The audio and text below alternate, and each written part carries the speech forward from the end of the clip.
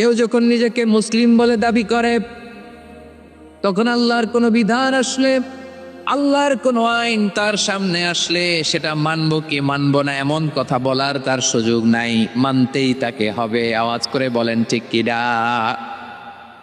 এই আয়াতের পরে আল্লাহ বলছেন, ওয়ামা কানা লি মুমিনিন ওয়ালা মুমিনাতিন ইযা কাদাল্লাহু ওয়া রাসূলুহু আমরান আন ইয়াকুনা লাহুমুল খিয়ারাতু মিন আমরিহিম।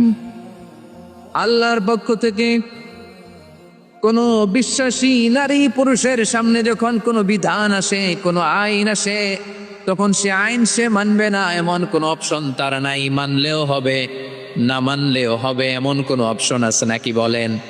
এমন কোনো অপশন নাই। আল্লাহর আদেশ আসার সাথে সাথেই সেটার সামনে আমরা সারেন্ডার। ঠিক কিনা বলেন?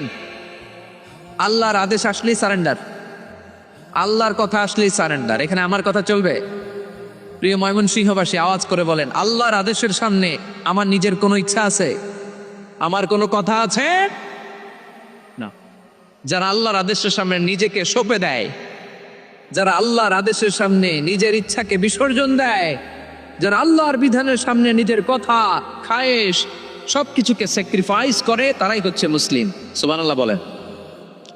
এজন্য আল্লাহ বলেন, আমার প্রিয় বান্দাদের প্রথম বৈশিষ্ট্য তারা হচ্ছে ইন্নাল মুসলিমিনা ওয়াল মুসলিমাতি, তারা আমার বিধানের সামনে আত্মসমর্পণ করে, আমার আইনের সামনে আত্মসমর্পণ করে, আমার কথার সামনে তারা কোনো কথা বলে না।